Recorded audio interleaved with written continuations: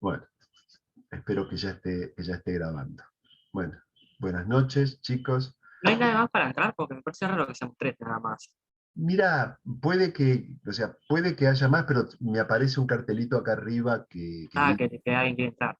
que hay alguien que tengo que admitir a alguien. Así que bueno, Está por bien. eso no debería tener problemas con eso. De cualquier manera, yo sé que varios puede ser que después vean esto, vean esta clase grabada, vean esta clase grabada después. Bien, ¿ustedes tienen alguna duda, alguna inquietud de lo que vimos hasta ahora? No, por suerte es un tema que dentro de todo entiendo bien por ahora. Así que, Bien. Te no, digo, normalmente los temas se entienden, ¿eh? El problema es cuando se ven todos sí. juntos. El problema es después buscar alguna forma digamos, para que las cosas ¿cómo es? Se puedan retener después cuando es el globo. No, Eh, sí, estuve viendo lo del convenio que subió Rubén y eso lo entiendo. Aunque hay algunos apuntes que dicen, dan muchos ejemplos de casos de reales que no sé si sirven mucho para, para analizar la lectura, pero lo que es convenio en sí, eso por ahora lo entiendo bien. el convenio parece ser simple, de hecho Sí, pero es no es. simple, pero tiene sus vueltas, tiene sus vueltas. No son muchos artículos, así que enseguida lo van a poder resolver y entender. No, lo que me confundí ahí es que hay uno de los PDF, creo que era de régimen general o especial, que da un ejemplo verdadero, una empresa que trabaja en Santa Fe y tiene un ingreso en un lado y en otro, y como que ahí medio confuso, pero lo que es la lectura en sí, por ahora la entiendo bien. Igual los ejemplos los voy a seguir leyendo para entenderlos, pero son cosas no tan graves por ahora. Lo importante es que no se queden con dudas. O sea, cuando tengan alguna duda, escríbanla para decírnosla después, o lo escriben y de paso nos mandan un mail. Tengo esta duda. Y ahí, bueno, Sí. Rubén evaluará si les contesta el mail o si se guarda esa duda y después se las contesta en clase. ¿Mm? Pero de alguna manera tenemos que poderla resolver. Poderla resolver. Profe, y hoy vamos a ver verificación y fiscalización. Sí, sí, hoy Ah, vamos a ver. porque nosotros con dos de las dos compañeras nos adelantamos a leer el artículo y bueno, habían surgido dos preguntas, dos dudas, Perfecto, así que no sé si ahora lo vamos a ver. sucede. Dale. Ahora lo vamos a ver. Bien, yo les voy a compartir la pantalla. Así vemos. Dale ahí, comparte. Bien, nosotros habíamos visto hasta normas de imputación, ¿no? Habíamos visto hasta acá. Eh, Antes de entrar específicamente, ¿habíamos visto formación del saldo de una declaración jurada? No, eso no lo vimos. Yo creo que no. Yo creo que no. No recuerdo haberlo visto con ustedes. No No, no. recuerdo haberlo visto con ustedes. Bueno, en cuanto a la formación del saldo en una declaración jurada, yo lo que les puedo decir es que, o sea, lo que me interesa sobre todo, es que, sobre todo el primer párrafo, les digo, fíjense lo que dice. Dice, estamos hablando de cómo se conforma el saldo de una declaración jurada. Nosotros vimos ya que una declaración jurada, normalmente, hay dos tipos de declaraciones juradas informativas y declaraciones juradas determinativas. Las informativas mm, solamente lo que hacen es aportar al Estado, al fisco, a AFIP, unos datos de operaciones, datos de propias o de terceros. En cambio, las determinativas determinan justamente un impuesto. O sea, llegan a un impuesto determinado. Pero la declaración jurada no termina ahí. ¿Por qué? Porque una vez determinado el impuesto, ya sea ganancias, IVA, bienes personales, lo que sea, una vez determinado el impuesto, sigue la declaración jurada para llegar al saldo de la declaración jurada. A eso es lo que se refiere este párrafo. Dice, el importe de impuesto que deben abonar los responsables en las circunstancias previstas por el artículo 20, primera parte de esta ley, será el que resulte de deducir del total del gravamen correspondiente al periodo fiscal que se declare, las cantidades pagadas a cuentas del mismo. ¿Qué vendría a ser cantidades pagadas a cuenta? Digamos lo que sería pagos a cuenta, anticipo, esas cosas, ¿no? Las retenciones sufridas por hechos grabados cuya denuncia incluya la declaración jurada y los saldos favorables ya acreditados por la AFIP, o que el propio responsable hubiera consignado en declaraciones juradas anteriores en cuanto estas no hayan sido impugnadas. ¿Qué es lo que yo les quiero remarcar sobre todo? Miren, yo se los voy a pintar acá, esta parte, ¿no? Las retenciones, esta parte es lo que me interesa remarcarles. ¿Por qué? Fíjense, habla de retenciones sufridas por hechos grabados cuya denuncia incluya la declaración jurada. ¿Por qué les remarco esto? ¿Por qué les remarco esto? Porque cuando nosotros hacemos, por ejemplo, la declaración de IVA, en los estudios contables, tenemos como, vemos como costumbre consultar en la página de AFEP cuáles son las retenciones de IVA, por supuesto, que hay desde el primer día del mes que estamos liquidando hasta el último día del mes que estamos liquidando. Ahora, fíjense una cosa. Cuando hacemos ganancia, lo mismo. Buscamos las retenciones de ganancia desde el primero de personas físicas, ¿no? Del 1 de enero hasta el 31 de diciembre del año que estamos liquidando. Sin embargo, esto que yo les estoy remarcando ahora me está diciendo otra cosa.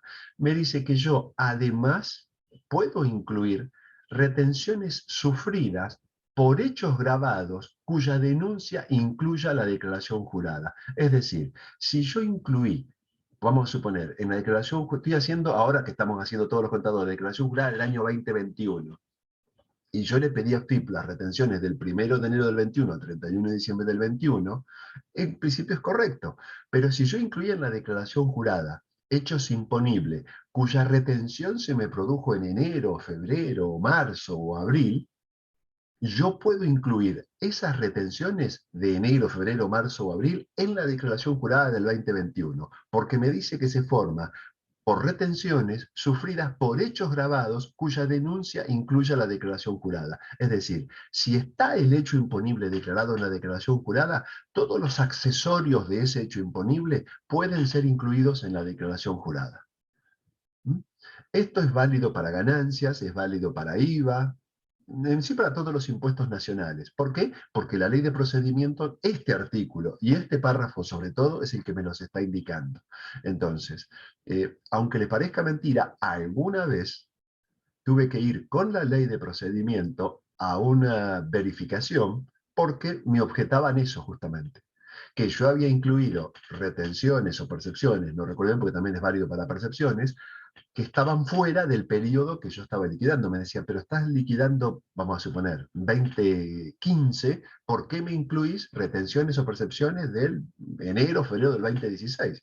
Yo le decía, porque esta retención del 2016, el hecho imponible fue del mes de noviembre del año pasado y entonces lo puedo hacer. Entonces, sepan que lo pueden hacer, no es que tienen que hacerlo, sepan que lo pueden hacer.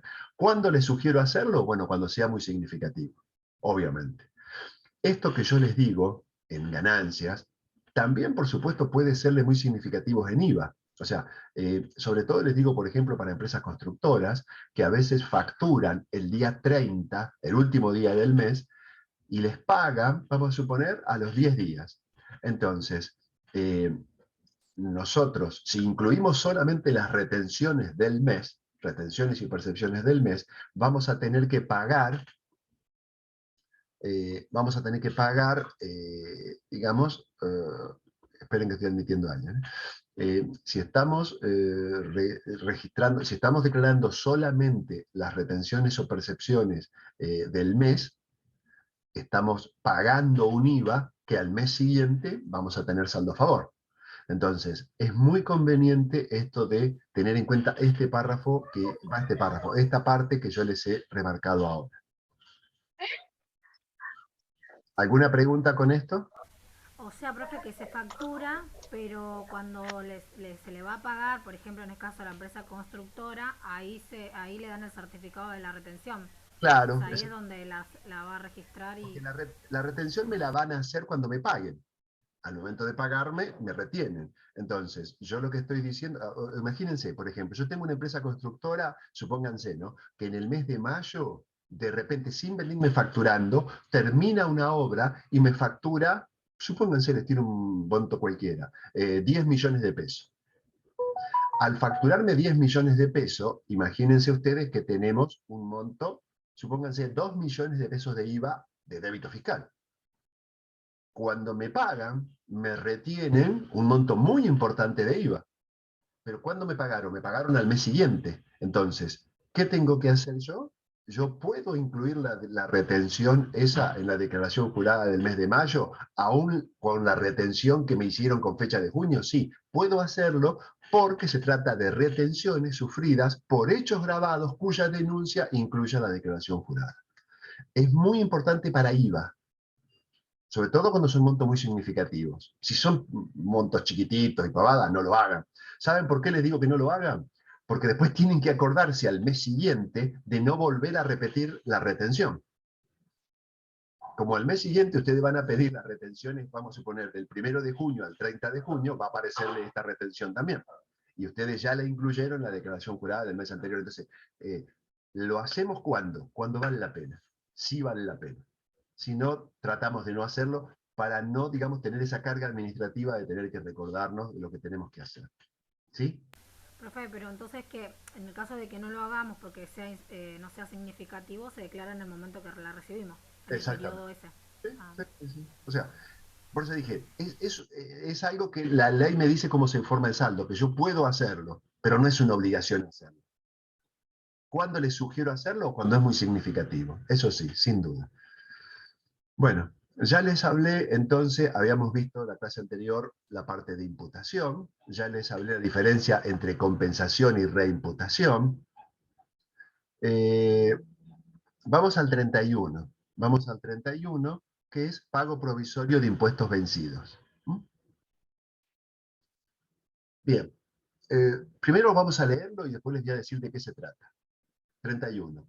En los casos de contribuyentes que no presenten declaraciones juradas por uno o más periodos fiscales y la AFIP conozca por declaraciones o determinación de oficio la medida en que les ha correspondido tributar gravamen en periodos anteriores, los emplazará para que dentro de un término de 15 días presenten la declaración juradas e ingresen el tributo correspondiente. Si dentro de dicho plazo los responsables no regularizan su situación, la AFIP, sin otro trámite, podrá requerirle judicialmente el pago a cuenta del tributo que en definitiva le corresponda abonar, de una suma equivalente a tantas veces el tributo declarado determinado respecto a cualesquiera de los periodos no prescriptos, cuantos sean los periodos por los cuales dejaron de presentar declaraciones juradas. La AFIP queda facultada a actualizar los valores respectivos sobre la base de la variación del índice al precio al por mayor nivel general. Bien, ¿qué significa esto de pago provisorio de impuestos vencidos? O sea, nosotros dijimos que las declaraciones juradas son autopresentadas, o sea, son autodeterminadas por los contribuyentes. ¿Qué pasa si el contribuyente, por X motivo, el que sea, deja de presentar declaraciones juradas? Por ejemplo, de IVA. O sea, viene presentando declaraciones juradas de IVA y de repente para. Entonces, la AFIP, lo primero que le va a hacer, le puede aplicar una multa, vamos a ver, por falta de presentación de declaración jurada. Y después dice, bueno, pero ¿qué pasa? También puede iniciar un proceso de determinación de oficio. Puede, sí, sí puede. Pero eso se sabe que es una cosa muy larga. Entonces, este artículo 31 viene a ser una cosa intermedia. No es una determinación de oficio. Se llama, como el título lo dice, pago provisorio de impuestos vencidos. Y fíjense qué es lo que dice acá, ¿no? Contribuyentes que no presenten declaraciones juradas por uno o más periodos. O sea, tienen que darse algunas condiciones. Primero, primera condición, que el contribuyente no presente la declaración jurada. Una o varias. Y después, que AFIP conozca por declaraciones anteriores cuánto han pagado en periodos anteriores. Entonces, la consecuencia de esas dos, de no presentar y que AFIP tenga, porque si la primera declaración jurada no se puede aplicar pago provisorio de impuesto vencido. Ahora, si ya no es la primera, entonces ya sí. Entonces, ¿qué es lo que dice acá la norma? Dice, los emplazará para que dentro del término de 15 días regularicen su situación. Perdón, para que dentro de 15 días presenten declaraciones juradas e ingresen el tributo correspondiente. Entonces, si no cumplen, AFIP queda facultada para requerirles judicialmente, o sea, por medio de un juicio de ejecución fiscal, el pago a cuenta que en definitiva le corresponda. Entonces, ¿qué es lo que va a hacer? Le va a determinar, digamos, un pago igual a cualquiera de los periodos no prescriptos. Eso dice la norma. Lo normal, les digo, es que le apliquen el mismo impuesto que el último periodo no declarado. Supónganse, yo declaré todo el 2020 IVA, declaré todo el 2021 IVA, y en 2022 declaré enero y febrero, y en marzo paré. ¿Por qué? Porque paré. Simplemente la declaración de marzo no la presenté. No presento. Entonces, ¿qué es lo que hace AFIP? ¿Qué es lo que puede hacer AFIP? puede aplicar esto de pago provisorio de impuesto vencido y decirme, te intimo para que en el plazo de 15 días, ¿no? Para que en plazo de 15 días presentes las declaraciones juradas y pagues el tributo.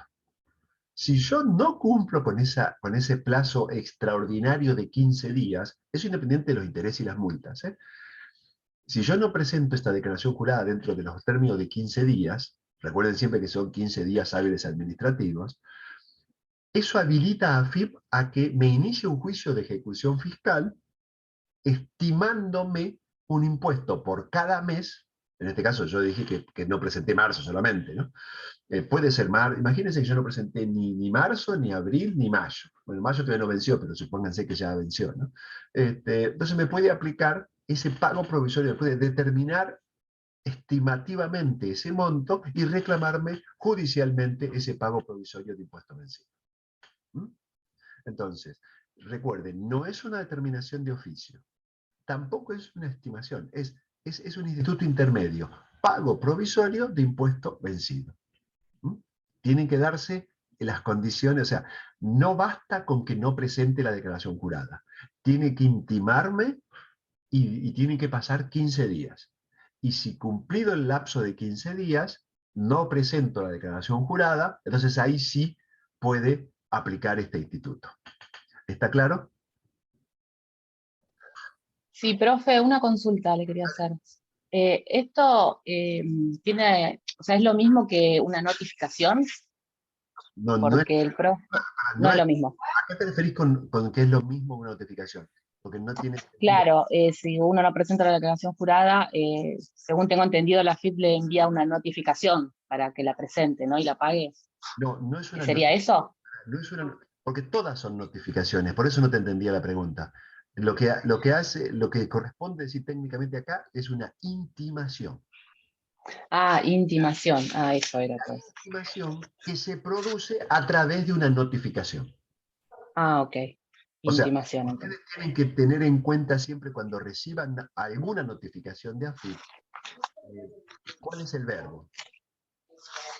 Tengan en cuenta siempre eso, cuál es el verbo. Porque una cosa es que dice se le requiere, entonces pasa a ser un requerimiento. Y otra cosa es que Ah, diga se le sugiere, puede ser, por ejemplo, a veces que dice que se le sugiere, y hay veces que dice se le intima, o se lo emplaza. Emplazar e intimar es lo mismo. Eso implica una obligación. Si se dice que se le, digamos, que se le requiere, es un requerimiento. Pero, digamos, normalmente los requerimientos se refieren a requerimientos informativos, normalmente, de datos o lo que sea. En cambio acá se lo intima a que presente la declaración jurada y que en caso de corresponder ingresen el saldo. Claro, ¿por qué? Porque hasta que no presente la declaración jurada no saben si tengo que ingresar saldo o no. ¿Mm? Por eso fíjense la parte que dice acá. Los emplazará para que dentro del término de 15 días presente e ingresen el tributo correspondiente, si corresponde, obviamente. ¿Mm? Entonces, ¿qué es lo que hace AFIP cuando ustedes no presentan una declaración jurada? Lo intiman a que presente la declaración jurada y le dan 15 días. Recuerden que si dejan pasar esos 15 días sin presentar la declaración jurada, pueden aplicar esto, pago provisorio de impuestos vencidos. No es que lo tienen que hacer, ¿eh? Dije que pueden hacerlo. ¿No? Sí, ahora sí, ¿avanzamos? sí, profe, gracias. Ok. Dale. Bien. Bueno, prórroga, garantía, no. Vamos a verificación y fiscalización, entonces. Vamos a esta parte de verificación y fiscalización. Fíjense lo que me dice acá. Con el fin, o sea, primero vamos a ver, cuando estamos hablando de verificar y fiscalizar, ustedes recuerden que verificar, ¿sí? Se trata del cumplimiento, ¿sí? Se trata del cumplimiento de obligaciones materiales, el correcto cumplimiento de obligaciones materiales. En cambio, fiscalizar es solo el cumplimiento de deberes formales. Entonces, ¿qué significa esto?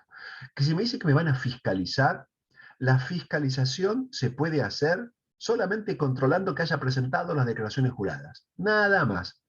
Nada más. La fiscalización es controlar que las declaraciones se hayan presentado. digamos, no están analizando si lo presentado es lo correcto, lo que corresponde, no, no, no.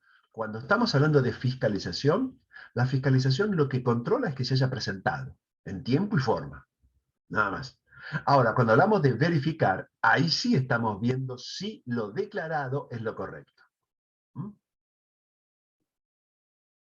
¿Se entiende la diferencia, no?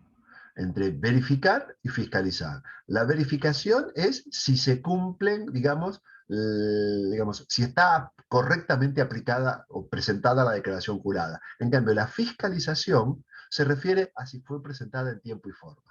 Primero entiendan eso. Entonces, normalmente AFIP habla de facultades de verificación y fiscalización. O sea, las dos cosas. Van a verificar las dos cosas. Pero hay diferencia entre uno y otro. Y me dice, con el fin de asegurar la verificación oportuna de la situación impositiva de los contribuyentes y demás responsables, podrá la AFIP exigir que estos, y aún los terceros, cuando fuere realmente necesario, lleven libros o registros especiales de las negociaciones y operaciones propias y de terceros que se vinculan con la materia imponible, siempre que no se trate de comerciantes matriculados que lleven libros rubricados en forma correcta, que a juicio de la AFIP haga fácil su fiscalización y registre todas las operaciones que interese verificar. Todas las registraciones contables deberán estar respaldadas por los comprobantes correspondientes y solo de la fe que estos merezcan surgirá el valor probatorio de aquellas. Entonces, ¿qué es lo que me dice acá? Que para asegurar la verificación oportuna de la situación tributaria de los contribuyentes y demás, podrá, fíjese que no dice deberá, podrá la AFIP exigir que se lleven registros, yo se lo digo de esta manera, pero que esta exigencia puede adaptarse a cuando se trate de contribuyentes que lleven registros contables, reemplazar esos registros tributarios por esos registros contables, siempre que permitan la verificación y fiscalización necesaria. Fíjense que dice también, podrá exigir que los responsables otorguen determinados comprobantes y conserven sus duplicados, así como los demás documentos y comprobantes por sus operaciones por el término de 10 años. Cuidado con esto, a veces le van a preguntar esto, ¿cuánto tengo que guardar? 10 años, o excepcionalmente por un plazo mayor cuando se refieren a operaciones o actos cuyo conocimiento sea indispensable a la determinación cierta de la materia imponible. Entonces, como mínimo, tienen que guardar la documentación durante 10 años. Una pregunta que les pueden hacer sus clientes es, escúchame, ¿cuándo puedo tirar toda la factura? Sobre todo cuando eran manuales, me refiero, ¿no? Comprobantes manuales, fundamentalmente, ¿no? ¿Cuándo puedo tirar esto? Y nosotros les decíamos, bueno, mira, yo te sugiero primero que los guardes por año. O sea, guardes todas las facturas de venta y todas las facturas de compras, y en una caja, en un cajón, lo que sea, por año. Entonces, ¿para qué? Porque pasados los 10 años ya puedo tirar el del año 11º, digamos. Nosotros siempre decimos que por las características de esto, siempre por las dudas, tiren de 12 años. O sea, siempre guárdense un año más por las dudas. Siempre guárdense un año más por las dudas. Y les digo, por ejemplo, en estos momentos estoy resolviendo cuestiones del año 2016 y 2017 de algunos contribuyentes. Entonces imagínense si mi cliente hubiera tirado todo, ¿no? Entonces, cuidado con eso, cuidado con eso. Asimismo, podrá implementar o reglamentar regímenes de control o pagos a cuenta en la prestación de servicios de industrialización, así como las formas y condiciones de retiro de los bienes de los establecimientos industriales. O sea, fíjense que este segundo párrafo, ¿no? Cuando dice, podrá también exigir que los responsables otorguen determinados comprobantes, conserven, ¿no? Esta es la base de todas las normas de facturación. 1415, RLG 1415 y todo lo demás. Este es el sustento legal. El artículo 33, segundo párrafo. Porque dice que es una facultad que se le otorga a AFIP. Y dice, podrá también exigir que los responsables otorguen determinados comprobantes, comprobante A, comprobante B. Fíjense que la ley de procedimiento no habla de facturas A, facturas B, facturas C, facturas T, factura M. No habla de eso. Eso lo hablan las resoluciones generales. No lo habla la ley. No lo habla la ley. Entonces, sí, lo dice la norma de facturación, pero las normas son resoluciones generales, no son leyes. Este es el sustento legal de esa resolución. Este es el sustento legal de esa resolución.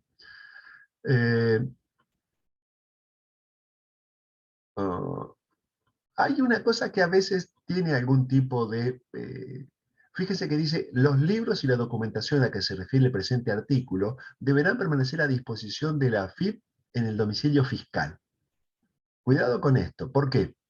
Porque teóricamente el libro de IVA-venta y el libro de IVA-compra deben estar en el domicilio fiscal, no en el estudio del contador, como están normalmente.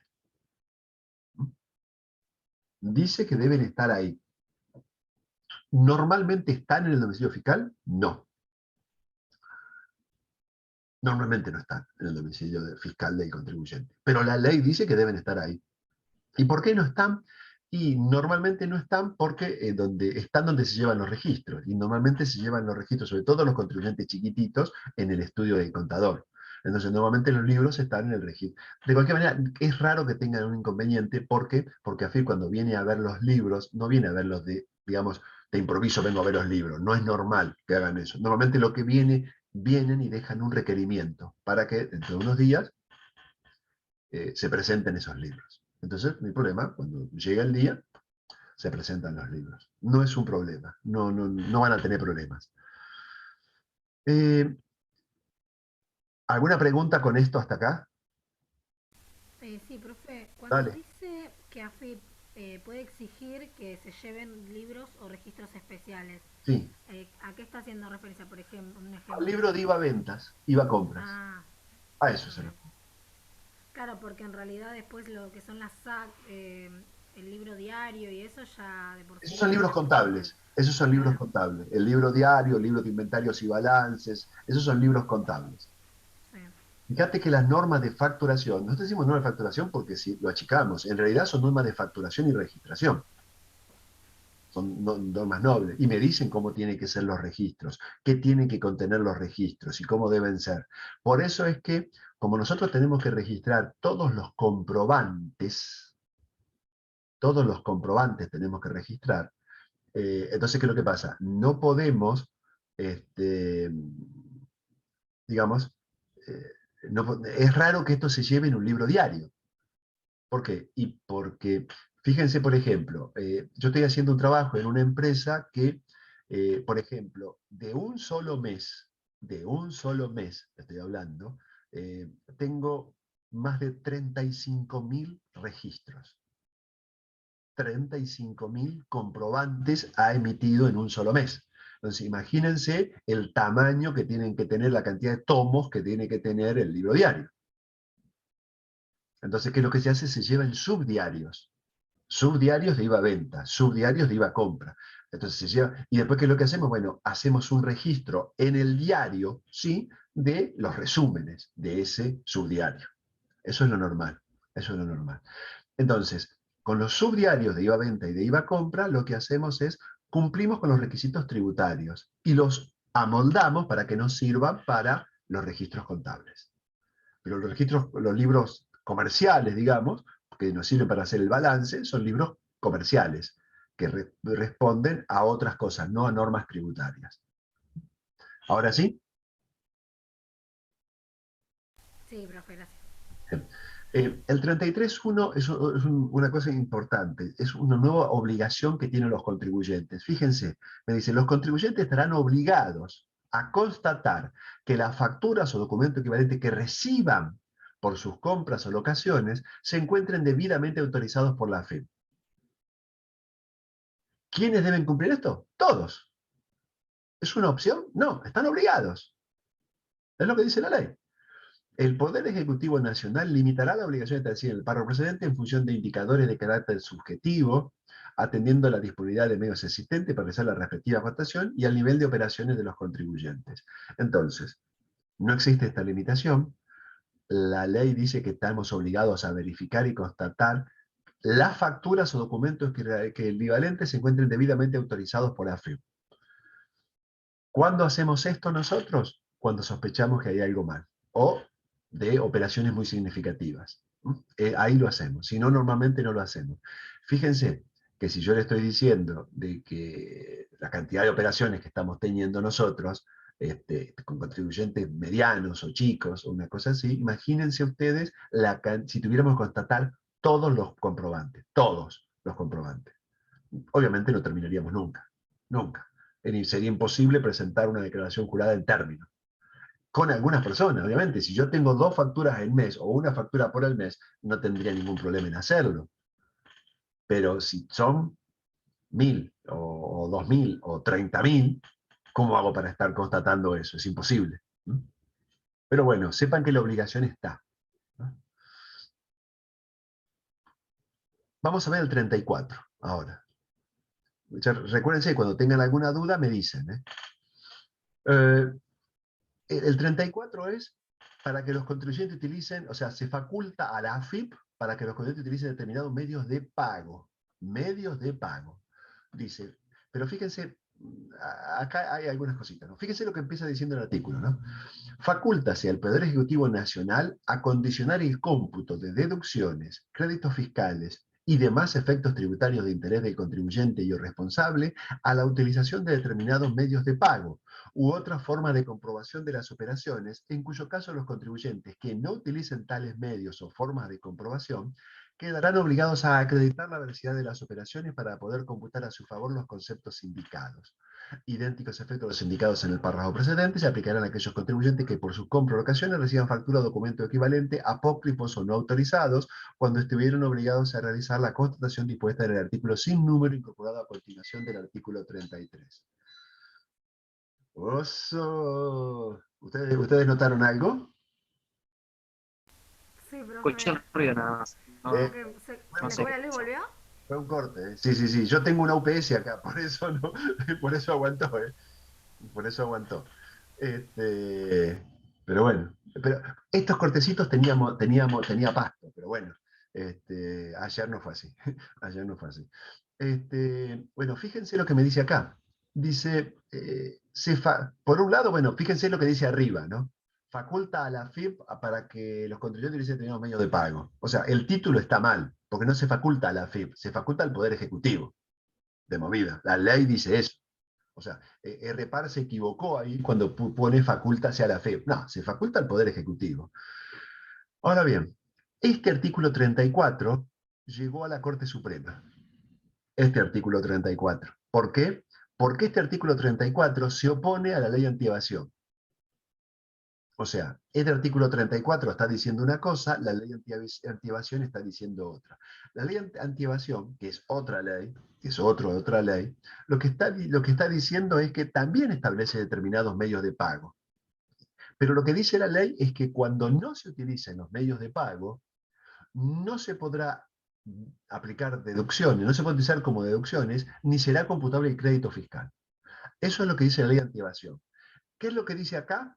Acá lo que dice es que si no se utilizan los medios de pago, los contribuyentes que no tales medios de pago, forma de comprobación, quedarán obligados a acreditar, fíjense esta parte de acá, quedarán obligados a acreditar la veracidad de las operaciones para poder computar a su favor los conceptos indicados.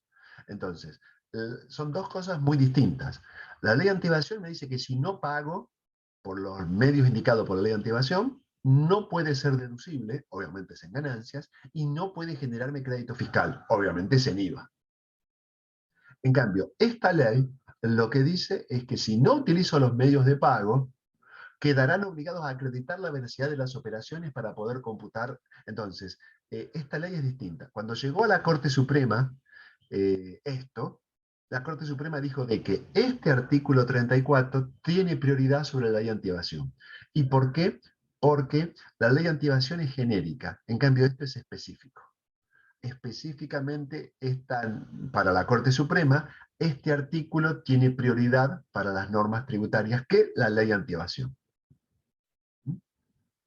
Entonces, cuando AFIP le pregunte con qué cheques pagaron determinadas compras, ustedes pueden llegar a decir, bueno, no lo sé.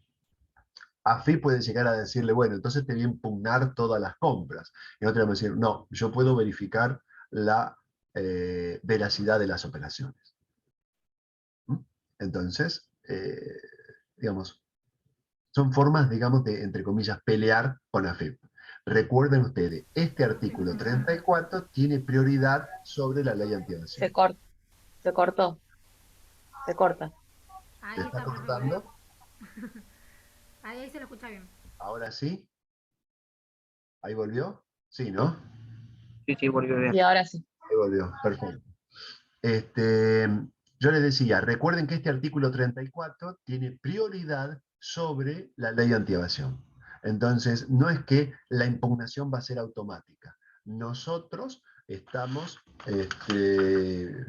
facultados por este artículo 34 a verificar, a que nos den la posibilidad de verificar la validez de las operaciones que estamos digamos, queriendo hacer valer, tanto para deducción en ganancia como para el crédito fiscal.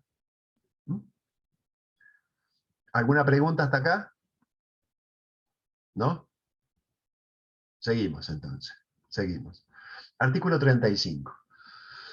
La AFIP tendrá amplios poderes para verificar en cualquier momento, inclusive respecto de periodos fiscales en curso, por intermedio de sus funcionarios y empleados, el cumplimiento que los obligados responsables den a las leyes, reglamentos, resoluciones o instrucciones administrativas, fiscalizando la situación de cualquier presunto responsable. En el desempeño de esta función, la AFIP podrá, fíjense qué cosas puede AFIP, puede muchas, puede muchas. A. Citar al firmante de declaración jurada. ¿No? Citar al firmante, al presunto contribuyente responsable o a cualquier tercero que a juicio de la AFIP tenga conocimiento de las negociaciones o operaciones de aquellos, para contestar o informar verbalmente o por escrito, según estime conveniente y dentro de un plazo que se fijará prudencialmente en atención al lugar del domicilio del citado. Todas las preguntas o requerimientos que se les hagan sobre las rentas, ingresos, egresos y en general sobre las circunstancias y operaciones que a juicios de la AFIP estén vinculados al hecho imponible previsto por las leyes respectivas. Si por alguna razón, ustedes recuerden que cuando ustedes contestan un requerimiento, hay veces que ustedes, ese requerimiento lo que dice es que se tienen que presentar. Perfecto. Entonces no es que tienen que producir algo y presentarlo, sino que lo que tienen que hacer es ustedes presentarse, el contribuyente o terceros.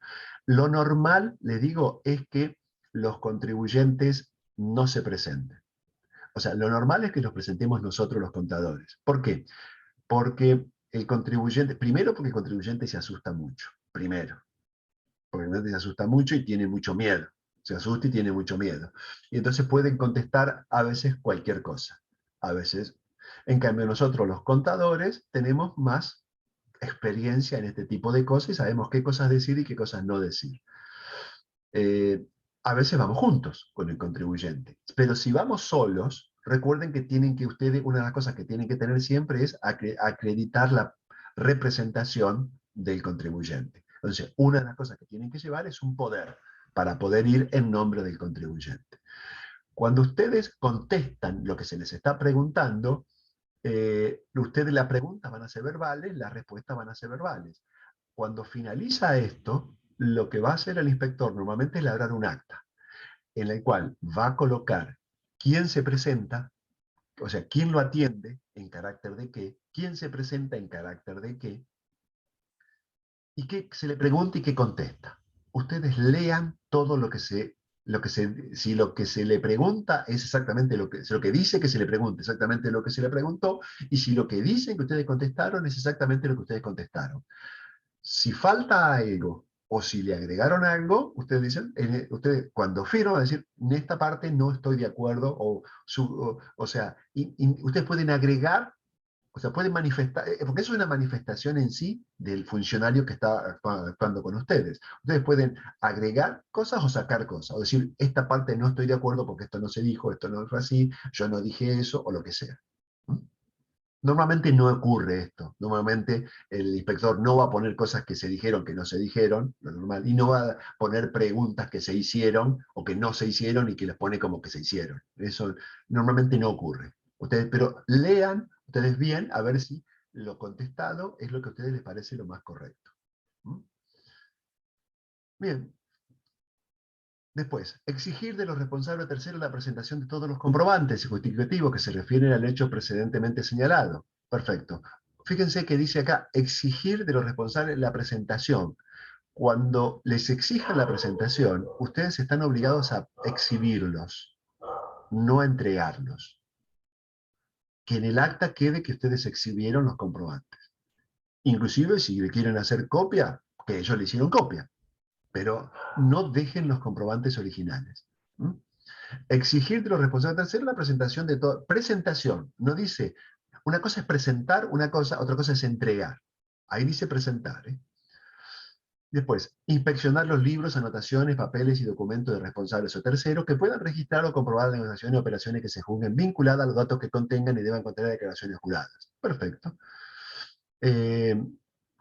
Fíjese que dice, cuando se responda realmente a los requerimientos previstos en el inciso A o cuando se examinen libros, papeles, etcétera, se quedará constancia en acta de la existencia e individualización de los elementos exhibidos, así como de las manifestaciones legales de los fiscalizados. Fue lo que yo le dije recién.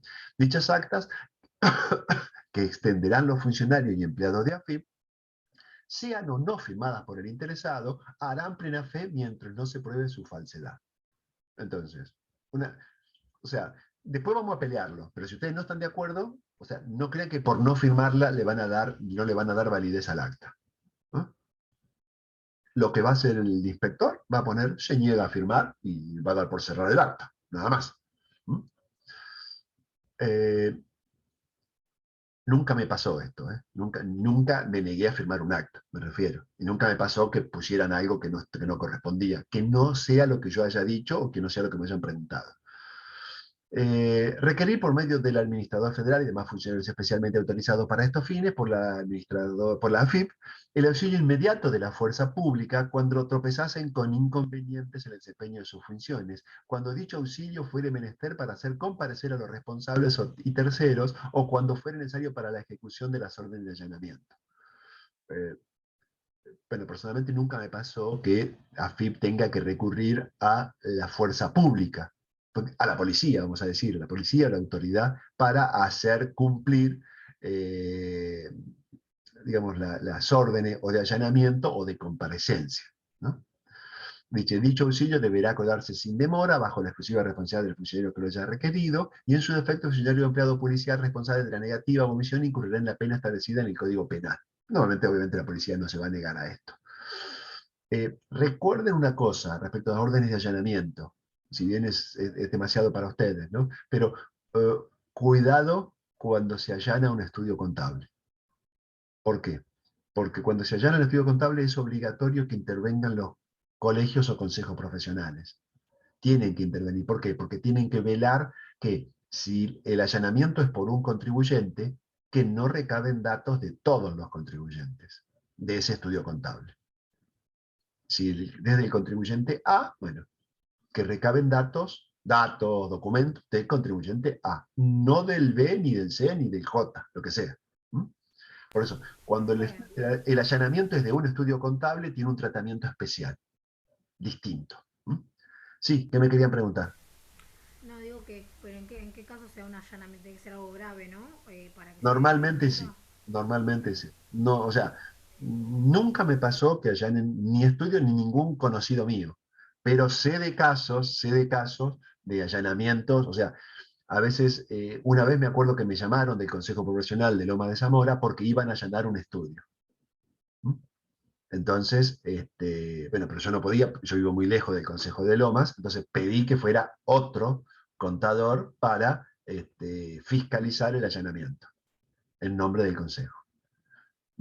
Aparte, recuerden que todo esto es muy secreto, todo esto es muy rápido, todo esto es muy particular. Todo esto es muy particular. Conozco algunos estudios contables que han sido allanados, o sea, conozco. Pero bueno, forma parte de, digamos, de algo que escapa, digamos, a lo que nosotros podemos ver en este curso. El E. Recabar por medio del administrador federal y demás funcionarios autorizados por la AFIP orden de allanamiento. Fíjese que dice, recabar por medio de AFIP y demás funcionarios orden de allanamiento al juez nacional que corresponda. O sea, recuerden que el juez administrativo no dispone un allanamiento. Lo que hace es solicita una orden de allanamiento a un juez nacional. A un juez, o sea, recuerden, lo que pasa es que acá recuerden que acá hablamos de juez administrativo y realmente mucho se discute de esta palabra de juez administrativo. ¿Qué quedamos? ¿Es juez o es un juez administrativo? ¿Por qué? Porque los jueces que nosotros conocemos son jueces de la justicia, del poder judicial. En cambio acá se le dice juez administrativo. Realmente deberían, digamos, deberían llamarse de otra manera, porque no son jueces. Digamos, quizás sería mejor decir jefes administrativos, imagínense cuando le habla de juez, imagínense que dice jefe administrativo. ¿Por qué? Bueno, porque tiene otro carácter. Pero bueno, la ley le dice juez administrativo, no es juez. Es un jefe administrativo, pero se le conoce como juez administrativo. Entonces, recabar por medio de AFIP y demás funcionarios autorizados orden de llamamiento al juez nacional. Cuidado que acá estamos hablando de a un juez verdadero, que corresponda. Debiendo especificarse en la solicitud el lugar y oportunidad en que habrá de practicarse, deberán ser despachadas por el juez dentro de las 24 horas, habilitando días y horas si fuere solicitado, y en la ejecución de la misma se da aplicación del artículo 224 y siguiente del Código Procesal Penal de la Nación. El F, clausurar preventivamente un establecimiento. Cuidado con esto, cuidado, ¿por qué? Porque acá estamos hablando de una clausura preventiva. Cuando estamos hablando del 35F, que estamos hablando, entonces estamos hablando de una clausura preventiva. No lo confundan con la clausura del artículo 40, que es otro tipo de clausura. Es una clausura como una sanción por algo que se hizo mal. Acá estamos hablando de una clausura preventiva. Esta es una clausura distinta, esta es una, digamos, situación especial, como un allanamiento, una clausura preventiva. Entonces, clausurar preventivamente un establecimiento cuando el funcionario autorizado por la AFIP constatare que se han configurado dos o más de los hechos o omisiones previstos en el artículo 40 de esta ley, dos o más de los hechos o omisiones previstos en el artículo 40 de esta ley, y concurrentemente exista un grave perjuicio o el responsable registre antecedentes por haber cometido la misma infracción en un periodo no superior a 2 años desde que se detectó la anterior, siempre que se cuente con resolución condenatoria y aun cuando esta última no haya quedado firme. Entonces, recuerden que esta clausura preventiva es algo muy excepcional. Es algo muy excepcional. Entonces, tienen la clausura del artículo 40, vamos a verla, y la clausura del 35F. Esta del 35F es una clausura preventiva, algo, digamos, extraordinario. ¿Y cuándo se da? Cuando se hayan constatado que se han configurado dos o más de los hechos o omisiones del artículo 40, y además, concurrentemente, exista un grave perjuicio o el responsable registre antecedente por haber cometido la misma infracción en un periodo no superior a 2 años desde que se detectó la anterior, siempre que se cuenten con resolución condenatoria, pero aún cuando esta última no haya quedado firme. ¿Mm? Ven que son casos especiales, este del 35F. El G, autorizar mediante orden de juez administrativo a sus funcionarios a que actúen en el ejercicio de sus facultades como compradores de bienes o locatarios de obras y servicios y constaten el cumplimiento por parte de los vendedores o locadores de la obligación de emitir y entregar facturas o comprobantes equivalentes con los que documenten las respectivas operaciones en los términos y las formalidades que exige la AFIP. La orden del juez administrativo deberá estar fundada en los antecedentes fiscales que respecto de los vendedores y locadores obren en la citada AFIP. Una vez que los funcionarios habilitados se identifiquen como tales, al contribuyente o responsable de no haberse consumido los bienes o servicios adquiridos, se procederá a anular la operación y en su caso la factura o documento emitido. De no ser posible la eliminación de dichos comprobantes, se emitirá la pertinente nota de crédito. La contratación que efectúen los funcionarios deberá revestir las formalidades previstas en el segundo párrafo del inciso C precedente y en el artículo 41, y en su caso servirán de base para la aplicación de las sanciones previstas en el artículo 40 y de corresponder lo estipulado en el inciso anterior. Entonces, ¿qué es esto del inciso G del 35? Esto es el agente encubierto, que se le llama. O sea, el agente encubierto, fíjense que tiene sus consecuencias esto, sus características esto. Lo que me está diciendo del agente encubierto es lo siguiente. Fíjense lo que me dice acá, ¿no? Autorizar mediante orden de juez administrativo a sus funcionarios a que actúen en el ejercicio de sus facultades como compradores de bienes locatarios de obra y servicio y constaten el cumplimiento por parte de los vendedores o locadores de las obligaciones de emitir factura. Entonces, fíjense que una de las características de esto es que tiene que hacerse por una orden de juez administrativo. Es decir, la orden esa tiene que estar dirigida hacia un contribuyente. O sea, ¿qué es lo que le quiero decir con esto? Durante algunos años, antes que estuviera esto, era como que los funcionarios de AFIP salían a cazar, por así decirlo, salían de pesca. que decía. ¿Qué significa salir de pesca? Bueno, salían ellos a caminar y hacer esto. Ver si se cumplían con las normas de facturación o no.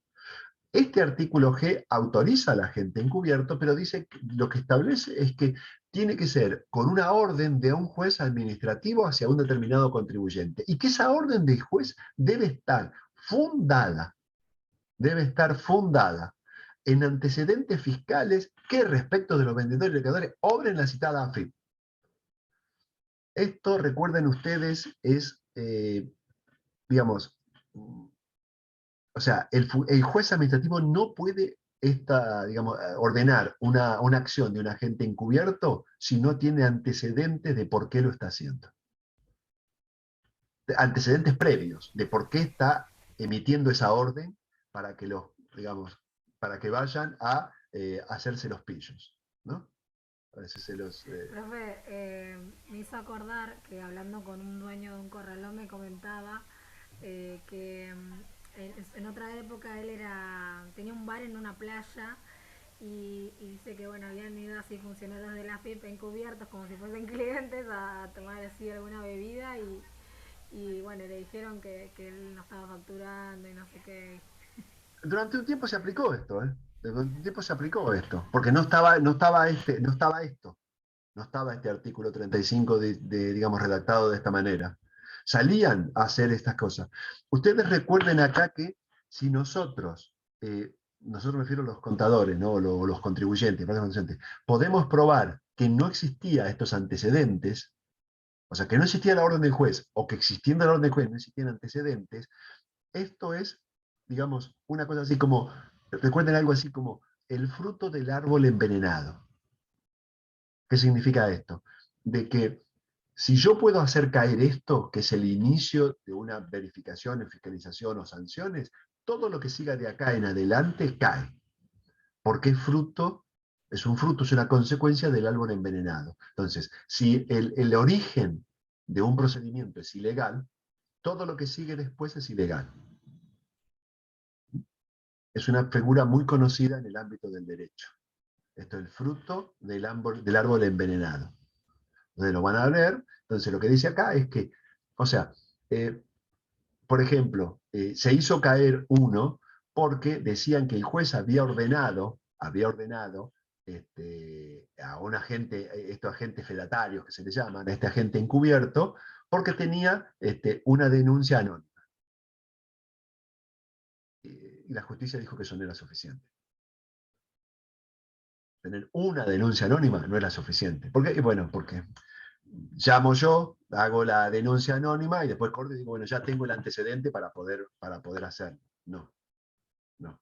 Tengo que tener otros antecedentes para poder, ¿por qué estoy ordenando que actúen de esta manera ilegal? De esta manera, digamos, más que ilegal, no. Ilegal es el que no emite factura, pero para que el Estado pueda hacerlo, tiene que cumplir con estos requisitos que están acá.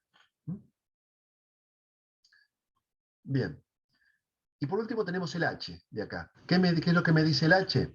Me dice, la AFIP podrá disponer medidas preventivas tendientes a evitar la consumación de maniobras de evasión tributaria, tanto sobre la condición de inscripto de los contribuyentes o responsables, así como respecto de la autorización para la emisión de comprobantes y la habilidad de dichos documentos para otorgar créditos fiscales a terceros o sobre su idoneidad para respaldar deducciones tributarias y en lo relativo a la realización de determinados actos económicos y sus consecuencias tributarias. El contribuyente responsable podrá plantear su disconformidad ante el organismo recaudador. El reclamo tramitará con efecto devolutivo, salvo en el caso de suspensión de la condición de inscripto, en cuyo caso tendrá ambos efectos. El reclamo deberá ser resuelto en un plazo de 5 días y la decisión que se adopte revestirá el carácter de definitiva, pudiendo solo impugnarse por la vía prevista por el artículo 23 de la Ley Nacional 19.549, o sea, la Ley de Procedimientos Administrativos. Entonces, fíjense que, o sea, la doctrina ha atacado mucho este último inciso H. ¿Por qué? Y porque le da demasiadas facultades a FIP. O sea, fíjense, podrá disponer medidas preventivas tendientes a evitar la consumación de maniobras de evasión tributaria. tanto sobre la colección de inscriptos de los contribuyentes o responsables, así como respecto de la autorización para la emisión de comprobantes y la habilidad de dichos documentos para otorgar créditos fiscales a terceros. O sea, acá estamos hablando de los comprobantes M, estamos hablando de la, ¿cómo es?, de la cancelación de la inscripción como responsables inscriptos, eh, así como las facultades para que esos comprobantes sirvan como deducciones tributarias o determinados créditos fiscales. Entonces, son demasiados. Y fíjese que dice, el contribuyente responsable podrá plantear su disconformidad ante el organismo recaudador. Obviamente, no hacía falta que lo dijera la ley. El reclamo tramitará con efecto devolutivo, salvo en el caso de la suspensión de la condición de inscripto, en cuyo caso tendrá ambos efectos. Ambos efectos se refiere a que hay dos tipos de efectos, el efecto devolutivo y el efecto suspensivo. En caso de la suspensión de inscripto, tiene ambos efectos, suspensivo y devolutivo. El reclamo deberá ser resuelto en el plazo de 5 días y la decisión que se adopte no es de carácter definitiva, pudiendo solo impugnarse por la vía del artículo 23 de la ley 19.549. Lo hacen bastante complicado. O sea, digamos, en todas las leyes siempre tratan de darle muchas, digamos, facultades a AFIP. Eso es normal. A todos los organismos le dan muchas facultades a AFIP. El tema está en cuál es el límite del equilibrio entre los derechos de AFIP de recaudar y los derechos del contribuyente a poder defenderse. Pero bueno,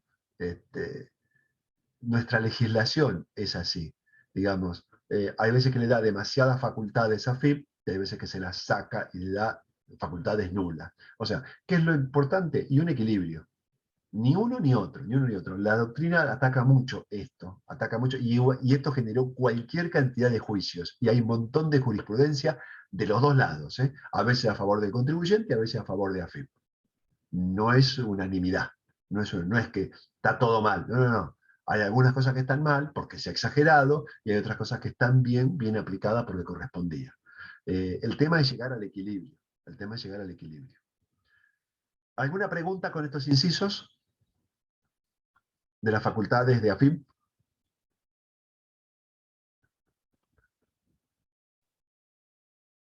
¿No? No, profe. Bien. Bueno, no hay ninguna pregunta, entonces vamos a pasar al otro capítulo, entonces, de intereses, ilícitos y sanciones.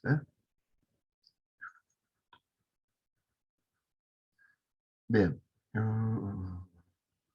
Bien. Vamos a ver una cosa. Ustedes vieron que nosotros ya vimos que hay determinaciones de tributos, y un contribuyente hace, por medio de una declaración jurada, una determinación de un tributo. Uno presenta la declaración jurada, ahora, hasta el día del vencimiento. Hay veces que el mismo día del vencimiento de declaración jurada es el mismo día del vencimiento para el pago. Hay algunos casos, por ejemplo, en las actual normas de facturación y de vencimiento, por ejemplo, en el impuesto a las ganancias, en que la declaración jurada vence un día y el pago vence al día siguiente. O sea, no siempre hay concordancia entre el vencimiento de declaración jurada y el vencimiento para el pago. Entonces, vencimiento implica que hasta qué día, inclusive, yo puedo presentar la declaración jurada. En cambio, vencimiento para el pago es hasta qué día puedo pagarla. Esa declaración jurada, siempre, obviamente, en la medida que dé saldo a pagar. En la medida que dé saldo a pagar para el contribuyente. Entonces, fíjense lo que me dice el 37. La falta total o parcial de pago de los gravámenes, retenciones, percepciones, anticipos y demás pagos a cuenta devengará desde los respectivos vencimientos, sin necesidad de interpelación alguna, un interés resarcitorio. ¿Qué es lo que les quiero decir acá? Es correcto. O sea, desde el momento que yo estaba obligado a pagar y no pagué, a partir del vencimiento del cierre de ese día, a partir del cierre, ahí dice, desde los respectivos vencimientos. En realidad es, si yo pago el día del vencimiento, no hay interés resarcitorio. El día 1 para aplicar interés resarcitorio es el día siguiente al del vencimiento para el pago. En este caso, recuerden que los días se computan corridos. O sea, ¿qué quiero decir con esto? De que si yo tengo un vencimiento, un día de pago, un día viernes, y yo no pago el viernes y lo pago el lunes, tengo 3 días de intereses resarcitorios. Tengo sábado, domingo y lunes. No, no es como los días, van a decir, pero acá no dice, bueno, acá no habla de días, simplemente. Acá dice que la falta total o parcial de pago de gravámenes, retenciones, percepciones, anticipo y demás pagos a cuenta, devengará desde los respectivos vencimientos, sin necesidad de interpelación alguna, un interés resarcitorio. Ni tampoco en los feriados. No interesa, son días corridos. Son días corridos. O sea, vence hoy. No lo pago hoy, lo pago mañana, pasado, traspasado, lo pago cuando quiero. Bueno, tengo, desde el día del vencimiento en adelante, tengo interés resarcitorio. No importa si hay feriados, si es administrativo, si es feria, lo que sea. Son días corridos, todos se cuentan, todos. ¿Mm? ¿Qué es importante de acá? Si bien nosotros no lo vimos, yo se lo remarco. Fíjense, ¿qué es lo que genera interés resarcitorio? No pagar gravámenes. Gravámenes son impuestos, retenciones, percepciones, anticipos y pagos a cuenta. Noten que en esto no están las multas. O sea, las multas no devengan interés resarcitorio.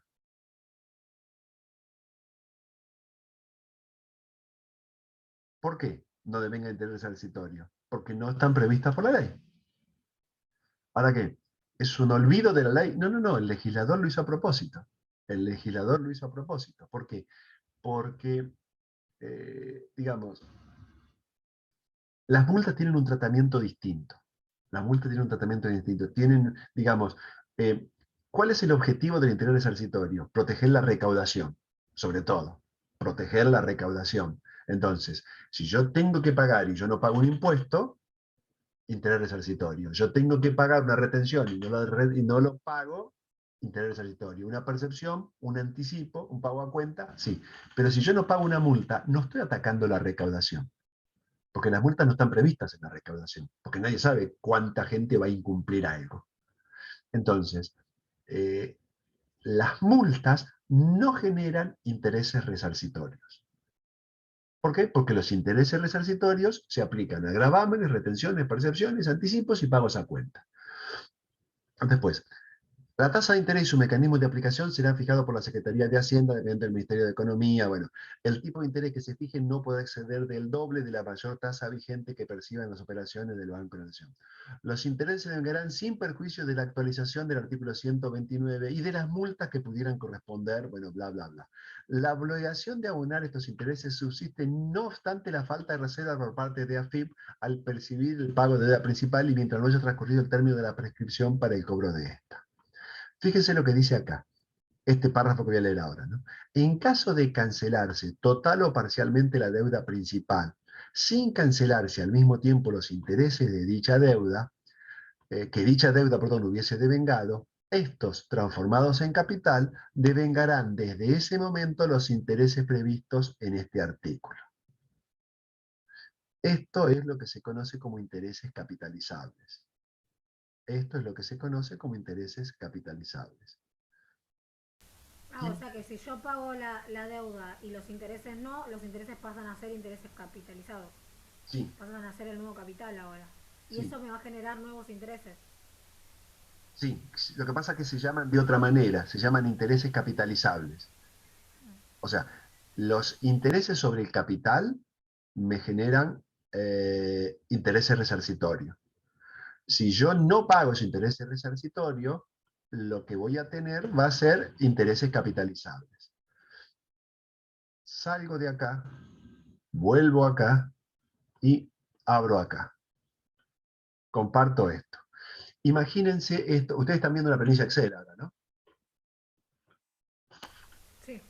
Bien, entonces, imagínense que yo tengo una obligación que vence el 10 de mayo del 22. Esa obligación es de 10.000 pesos. ¿Sí? Entonces,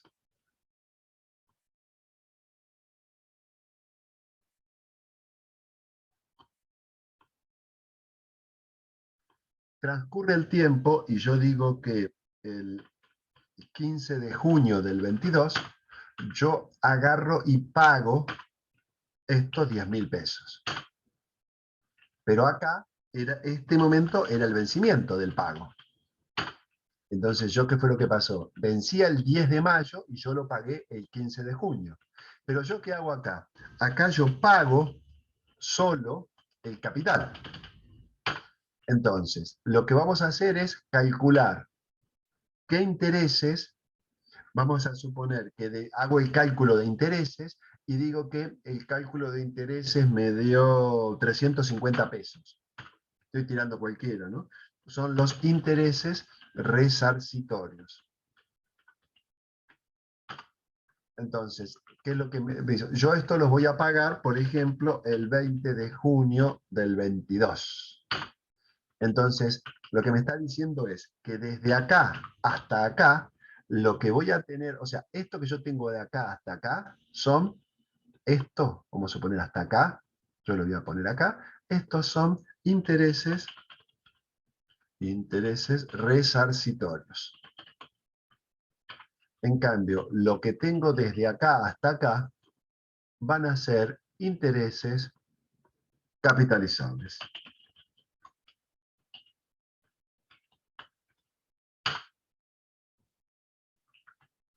¿Y qué es lo que me dice? Que estos, lo que yo tengo que considerar es que de estos 350 hasta este momento.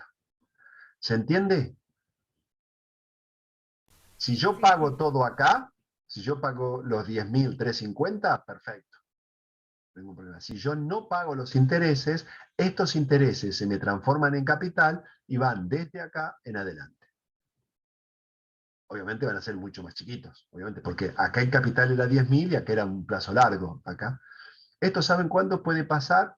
Que esto puede ser que les ocurra esto cuando, digamos, ustedes presentan una declaración jurada, generan un BEP, un volante electrónico de pago, y su cliente no paga el BEP al momento que ustedes se lo envían, sino que lo paga 10 días después.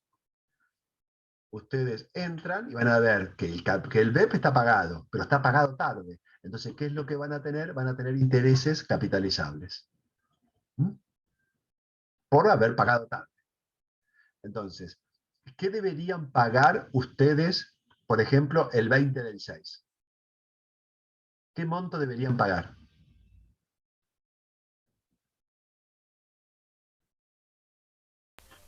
Y serían los 350 más los intereses que se hayan Vamos a generado. suponer que me dé 3 pesos de intereses capitalizables. Ustedes lo que tienen que pagar son 353.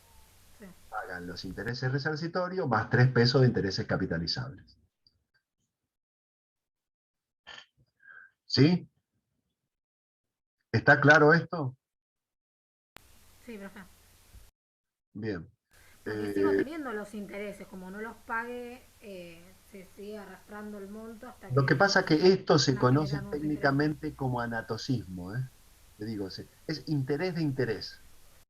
Interés del interés. Estos 3 pesos es el interés por no haber pagado este interés cuando tenía que haberlo pagado. Lo que pasa es que lo que me dice acá, lo que me dice la ley es, en caso de cancelarse total o parcialmente la deuda principal sin cancelarse al mismo tiempo los intereses que dicha deuda hubiese devengado, estos transformados en capital devengarán desde ese momento los intereses previstos en este artículo. ¿Sí? Tengan en cuenta una cosa, los intereses resarcitorios, supónganse, tienen un monto, una alícuota. Supónganse, les tiro por acá aproximado, ¿no? 3%. Bueno, el interés capitalizable siempre es igual, la tasa me refiero, ¿no? La tasa es igual a la tasa del interés resarcitorio. O sea, si esto es 3, esto es 3. ¿No? O ¿Por sea qué que les al digo, final sería... ¿por qué les digo esto? Porque vamos a ver ahora otro interés, que es el interés punitorio, que tiene siempre más alto que este valor. El interés punitorio siempre es un poco más alto. En cambio, el interés capitalizable es igual al interés resarcitorio. ¿Me siguieron hasta acá?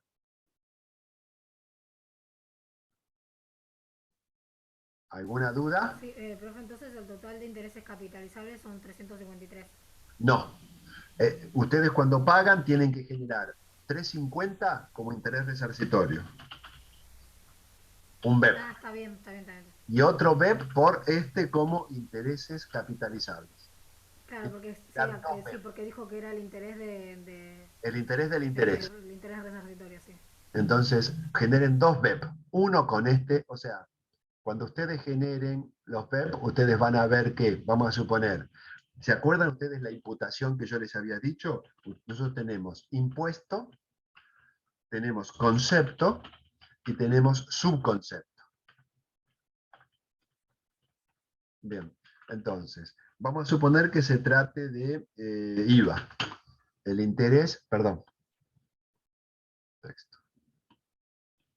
El interés es 0,30. O sea, porque el concepto me refiero, ¿no? Es 0,30. Porque qué código es el IVA, me refiero nada más, ¿no? Eh, el concepto 19 y el subconcepto 19. ¿Qué significa esto? Todos esto, vamos a poner texto, todo como texto.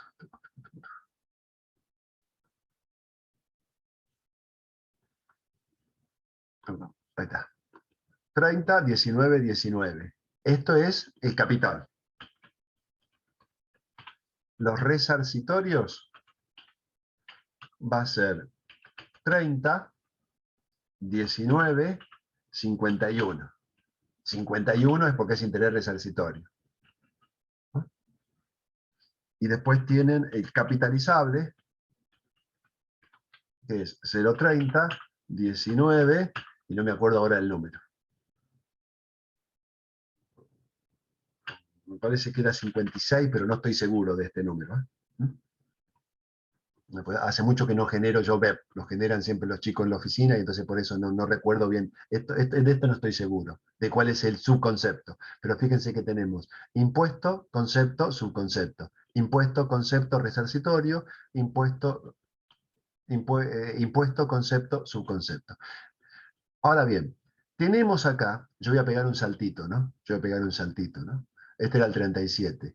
Ahora tenemos también nosotros, lo que pasa es que tenemos varios artículos más adelante, en el artículo 52, si no recuerdo mal, los intereses punitorios.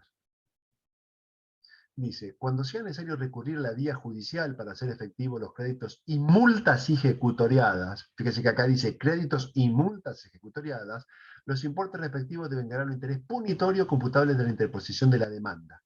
La tasa y el mecanismo de aplicación serán fijados con carácter general por la Secretaría de Hacienda, dependiente del Ministerio de Servicios Públicos, no pudiendo el tipo de interés exceder en más de la mitad de la tasa que debe aplicarse con las provisiones del artículo 37. O sea, si yo tengo 3, como interés resarcitorio, la tasa de interés punitorio no debería excederme de 4,5. No en más de la mitad de la tasa. O sea, en esto que yo les puse acá, esto sería como, en esto que yo les puse acá, hagan de cuenta de que pensé acá, yo acá no lo pago, sino que yo acá lo que tengo es la demanda, y lo que yo tengo acá es el pago de todo. En este caso, ¿no? Pago todo. Entonces, ¿qué es lo que pasa? Yo tengo el 10 del 5 el vencimiento, el 15 del 6 la demanda, obviamente va a ser por 10.000, y el 20 del 6 pago todo. Entonces, de acá a acá tengo interés resarcitorio. Y desde acá hasta acá tengo interés punitorio. Y acá la alícuota puede ser de hasta el 4,5%. Hasta, ¿eh? No necesariamente significa de que esto tiene que ser así.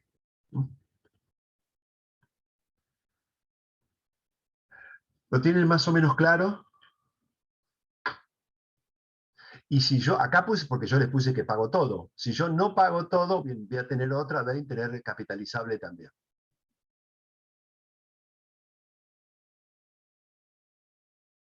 ¿Alguna pregunta que tengan con esto de los intereses capitalizable, resarcitorio y punitorio? Y profe, en este caso también se va a generar un BEP. por cada concepto. Sí, un B por el capital, otro B por el interés resarcitorio y otro B por el interés punitorio. El punitorio, o sea, si pagué todo no tengo capitalizable, ¿no? Va a ser 30, 19, y acá creo que es 94 el interés punitorio, o una cosa parecida. No estoy seguro, tampoco de este código tampoco estoy seguro. Ya les digo porque no genero BEP yo, lo generan los chicos en la oficina. ¿Mm?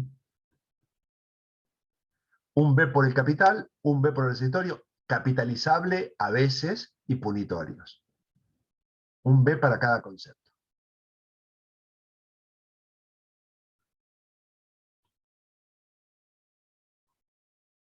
¿Alguna pregunta con esto? ¿No? Quiero ahora que vean esto. Compartir.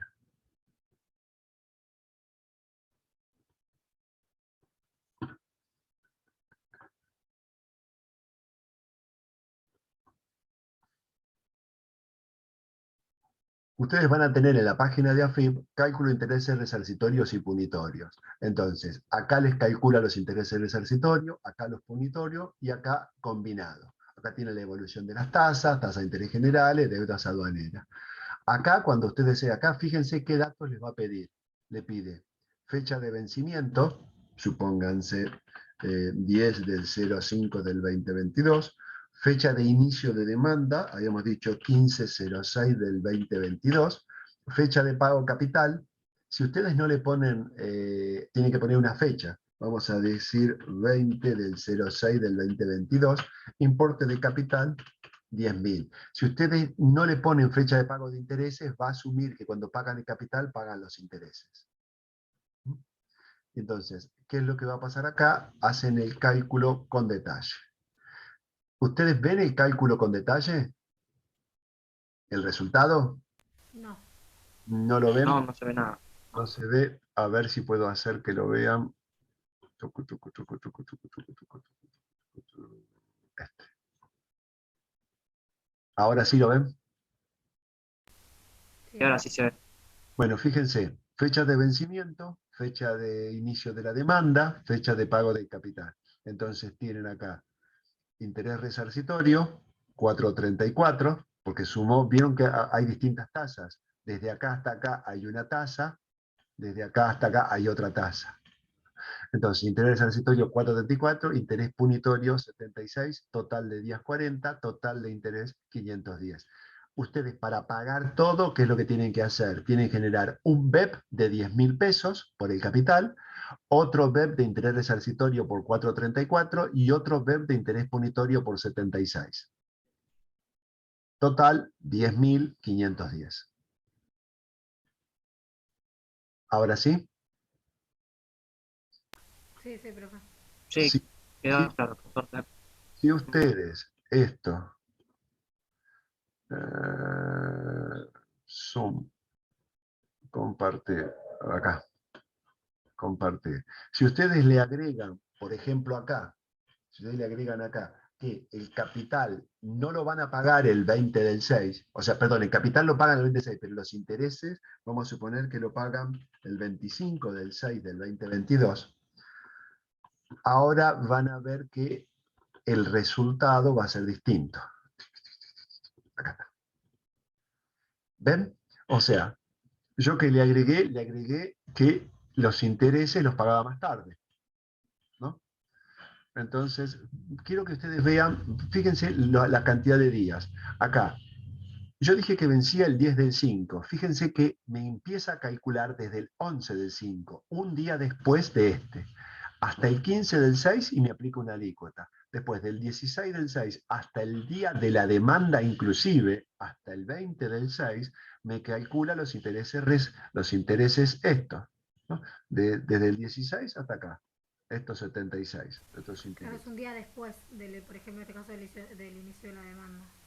No, no, en realidad del 16 hasta el 20 del 6, el 20 del 6 es la demanda. No, no, pero dice fecha de inicio de demanda es el 15. El El 15, y fíjense 16, que es hasta el claro. 16. Empieza el 16.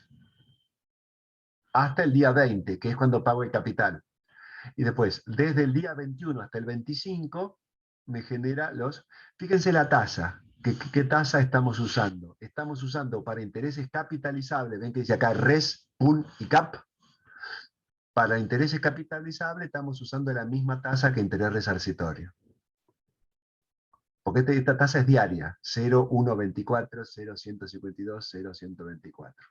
Entonces, para cancelar todo esto, ¿qué tengo que hacer? Un BEP de 10.000, otro BEP de 4,34 por resarcitorios, otro BEP de punitorios por 76 y un BEP por intereses capitalizados de 2,69. Y este va a ser el total. Ustedes pueden practicar esto, ¿no? Ustedes pueden practicar esto, o sea, para ver más que nada de qué manera lo calcula, la página, nada más. Pero, ¿qué es lo que tienen que saber ustedes? Bueno, la evolución de las tasas, por un lado, porque no todas son iguales, la evolución de las tasas, y que los días se consideran siempre considerando que el mes tiene 30 días. Siempre considerando que el mes tiene 30 días. O sea, ¿qué significa esto? De que si pasó un mes, va a contar de determinada manera. No va a contar, cuando cuenta los días, no cuenta los días corridos. Cuenta días corridos, pero considerando que todos los meses tienen 30. O sea, si algo vencía el 10 del 5 y yo lo pago el 10 del 6, estoy pagando justo un mes después y me va a considerar 30 días, siendo que mayo tuvo 31. Entonces, fíjense que va a haber una diferencia. O sea, si ustedes agarran un almanaque y cuentan todos los días, 1, 2, 3, 4, 5, 6, 9, van a ver que le va a dar un día más de lo que les da la página. ¿Por qué? Porque la página considera que todos los meses tienen 30. Si vencía el 10 del 5 y lo pagué el 10 del 6, me va a contar 30 días. ¿Mm? Bueno, ¿alguna pregunta con este tema de los intereses? No, ninguna. Bien. Vamos a las infracciones. Comencemos con las infracciones entonces ahora.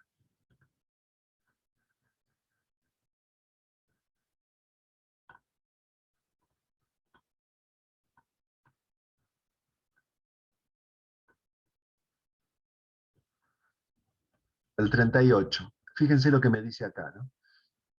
Multa por la no presentación de declaraciones, infracciones formales, primero esto, infracciones formales, sanciones. Multa por la no presentación de declaraciones juradas. Dice, cuando existiere la obligación de presentar declaraciones juradas, primero, la omisión de hacerlo dentro de los plazos generales que establezca la AFIP será sancionado sin necesidad de requerimiento previo con una multa de 200 pesos, la que se elevará a 400 pesos si se trata de sociedades, acciones o entidades de cualquier índice actividades en el país o de establecimientos organizados en forma de empresas estables de cualquier naturaleza objeto, perteneciente a personas de existencia física o ideal, domiciliadas o constituidas en el exterior.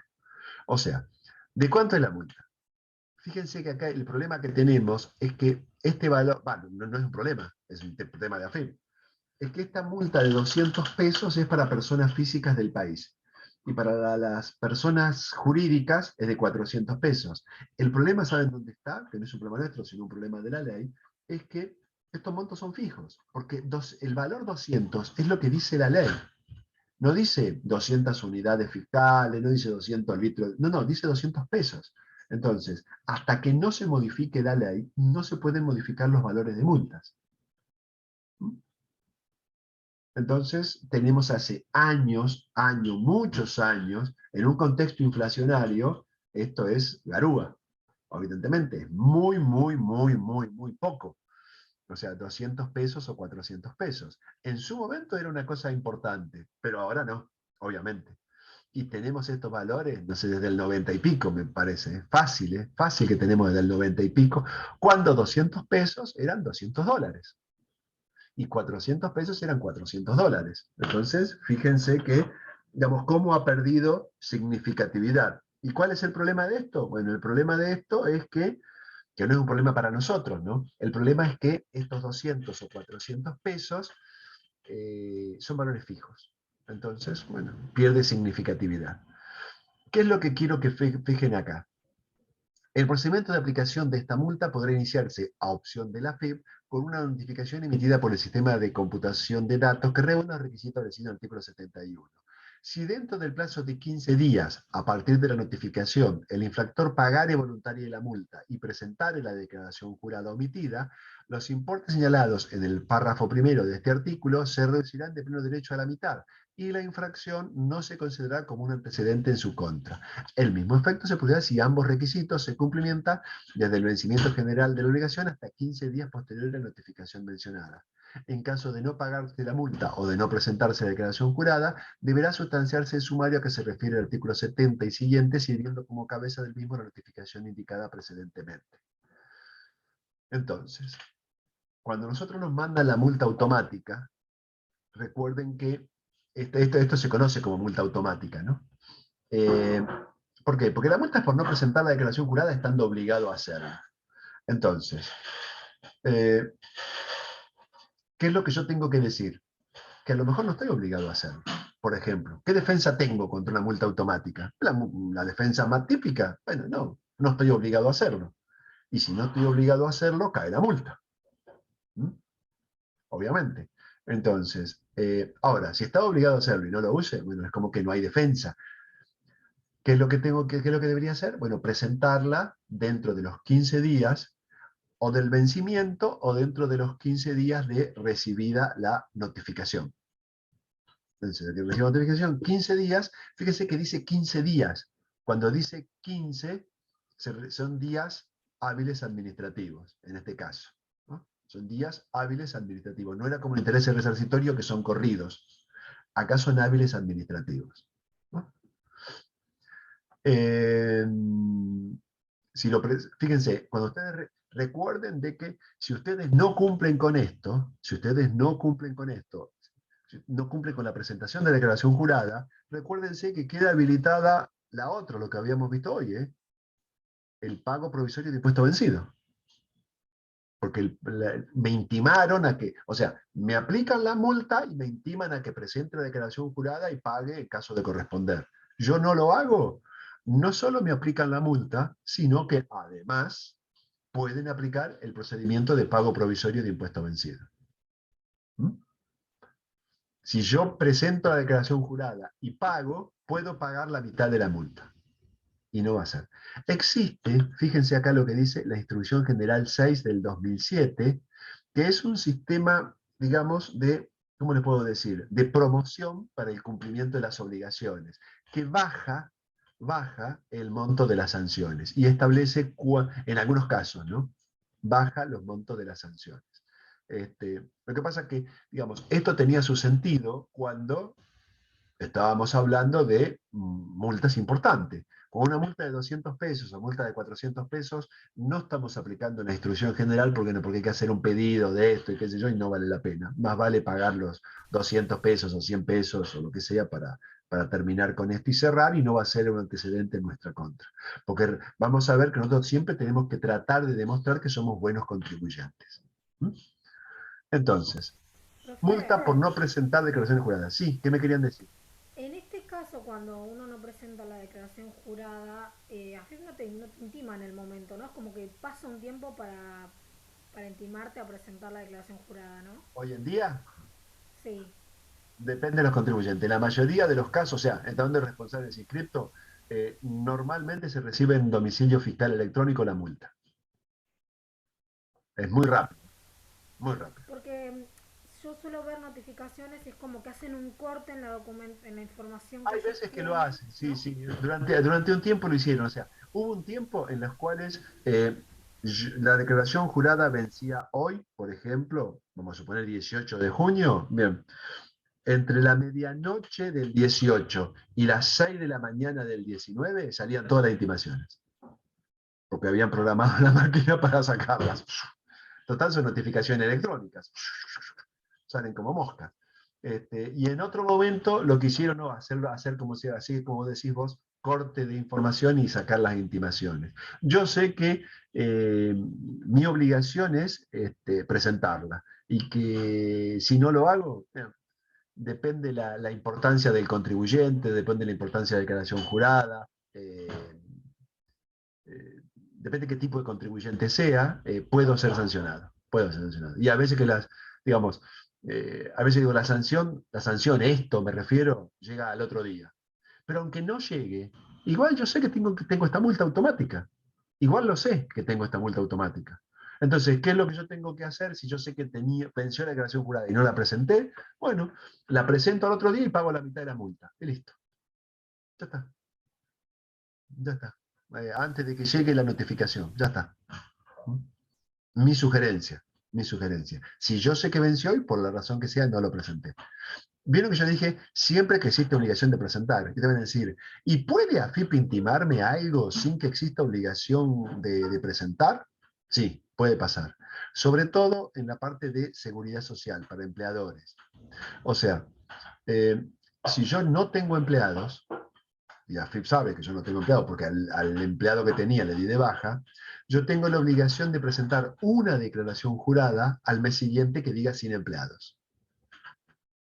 Si yo presento esa declaración sin empleado, posteriormente no tengo que presentar más declaraciones juradas hasta que tenga empleados. ¿Qué es lo que pasa? Si yo omito presentar la declaración jurada que dice sin empleados, AFIP me va a cobrar una multa por cada mes que yo no presento, me va a intentar aplicar la multa por cada mes que yo no presento declaración jurada. Presentando la primera, sin empleados, caen todas las demás. ¿Por qué? Porque ya no es obligatorio presentar declaraciones juradas. Bien. Esto es multa por no presentar declaraciones juradas. Fíjense una cosa que dice esto, ¿no? Fíjense, este era el 38, ¿no? Multa por no presentación de declaraciones juradas. Acá tengan en cuenta que yo me estoy refiriendo, no lo dice acá porque no lo dice todavía, ¿no? Hagan de cuenta que acá dice, cuando existiera la obligación de presentar declaraciones juradas, hagan de cuenta que acá diga determinativas. Hagan de cuenta que acá diga determinativas. ¿Por qué? Porque el párrafo siguiente me dice, la omisión de presentar declaraciones juradas informativas previstas en los regímenes de información propios de información tendrán la multa de bla, bla, bla, bla, bla. Entonces, si la declaración jurada es determinativa, se aplica el 38. Si la declaración jurada es informativa, se aplica el 38.1. Bueno, y acá tienen todos los, o sea, lean, o sea, lo importante es eso, que ustedes sepan, digamos, a qué nos estamos refiriendo. ¿Por qué hay diferencia entre el 38 y el 38.1?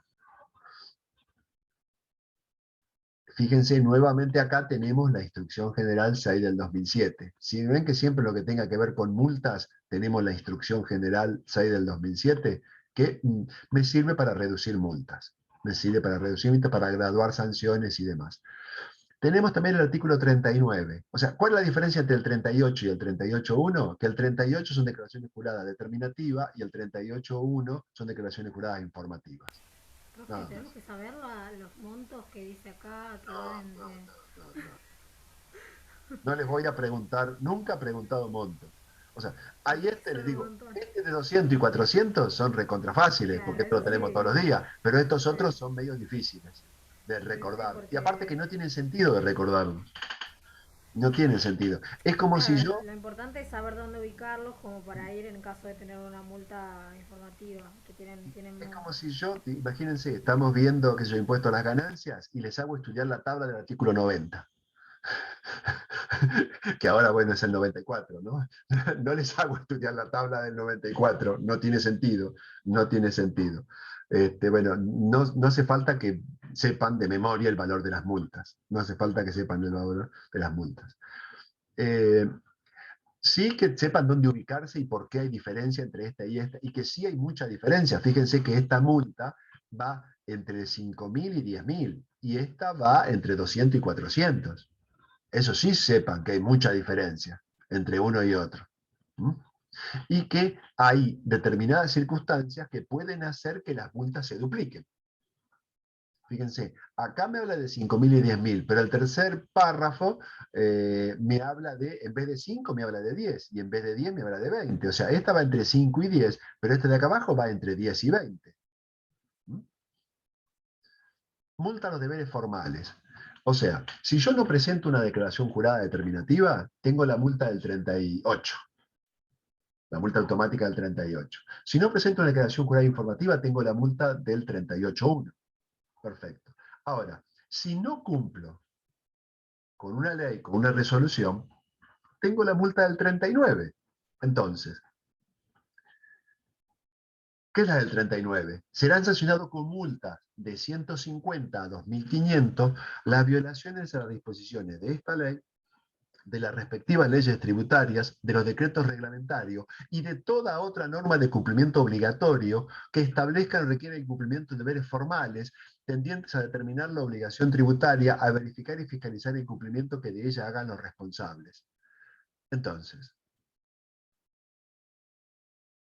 si yo no presento una declaración jurada, ¿me pueden iniciar una multa? Sí, ¿me puede iniciar un proceso? Sí, el proceso del 38. Pero también me pueden aplicar el del 39. ¿Por qué? Porque el 38 es no presentar una declaración jurada determinativa. Y el 39 es no cumplir con una obligación tributaria. O sea, es lo mismo. Pero me aplican las dos, me pueden aplicar las dos. Serán sancionados con multa de 150 a 2.500 las violaciones a las disposiciones de esta ley, de las leyes tributarias, del decreto reglamentario y de toda otra norma de cumplimiento obligatorio que establezca o requiera el cumplimiento de deberes formales, o sea, presentar declaraciones juradas, tendiente a determinar la obligación tributaria o a verificar y fiscalizar el cumplimiento que de ella hagan los responsables. O sea, todo puede pasar acá. En los casos de incumplimiento que en adelante se indican, la multa prevista en el primer párrafo del buen artículo se guardará entre el menor valor así previsto y un máximo de 45.000 pesos en algunos casos, en estos que están acá, no el 39. Fíjense que ya no estamos hablando de montos chicos, ya estamos hablando de montos grandes. Imagínense cuando estábamos hablando, acá estábamos hablando, cuando estaba hablando de dólares, estábamos hablando de una multa de 45.000 dólares. Montos importantes. Y el 39 es lo mismo, el 39.1, pero serán sancionados con multa de pesos 500 a pesos 45.000 el incumplimiento de requerimientos dispuestos por la AFIP a presentar declaraciones juradas informativas, original o rectificativa, previstas en el artículo agregado a continuación del 38 y las previstas en el régimen de información propia o contribuyente o de información de terceros, establecido mediante resolución general de la AFIP. ¿No? Las multas previstas en este artículo, en su caso, son acumulables con el artículo agregado a continuación del 38 y de la presente ley, que al igual que aquellas deberán atender a la condición del contribuyente y a la gravedad de la infracción. En todos los casos de multas, fíjense que siempre Repar los remite a la Instrucción General 6 del 2007. En todos los casos, en todos los casos lo está remitiendo a la Instrucción General 6. El 39.1, estamos hablando de incumplimiento de entidades multinacionales. Acá ven que ya como se han actualizado los valores. Multa graduable entre 80.000 y 200.000. Es para entidades multinacionales, ¿no? Acá estamos hablando de 600.000 a 900.000.